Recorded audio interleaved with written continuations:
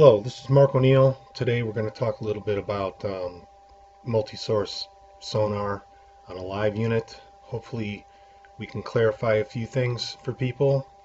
In the last 2 weeks, I've had a number of people contact me with questions on channel selections and turning channels off, turning them on, XID. So hopefully we can clarify some of this today to make it easier on people. First thing to understand is we now have two independent channels. We have channel 1, which is the blue one. We have channel 2, which is the black one. Both are which are 9-pin connectors. So when you buy a unit and turn it on, by default channel 2 will be turned off. If you have a transducer that has an XID feature on it, and that is plugged in, when you turn the unit on, it will turn that channel on, and it will also then assign that transducer to that channel. Channel 1 is always enabled when the unit powers up initially, and keep in mind you have the ability to turn both channels off and on. That is done on your settings Sonar page. You would simply turn the tab off, turn the tab on for the channel that you wish to deselect. One key thing to remember, and this is where I'm running into issues with people, is if you have a 3-in-1, it has to be plugged into channel 2. 3-in-1 has side scan capabilities.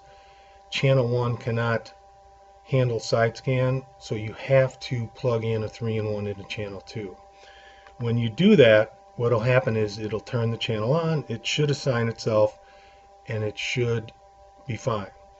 If you're using just a 3-in-1 transducer, which a lot of people are nowadays, I would recommend then that you go then into settings and Sonar and turn off channel 1. The reason being is the unit doesn't know there's anything plugged into it or not, especially if there's no XID.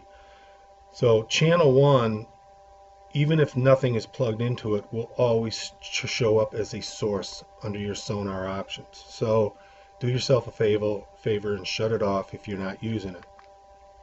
If you have a transducer that is plugged into channel 2 that does not have XID, an example would be an older skimmer, a trolling motor, something like that, you're physically going to have to go in and turn on channel 2, restart the unit, and then it will pick up channel 2, and then you can go in and assign it. One thing to remember, never plug in a transducer while the unit is on, for your own sake. I've seen transducers fried doing it that way.